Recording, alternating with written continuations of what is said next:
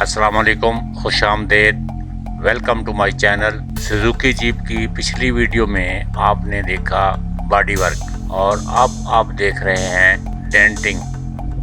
Denting इसकी complete हो चुकी है और ये पेंट के लिए बिल्कुल रेडी है।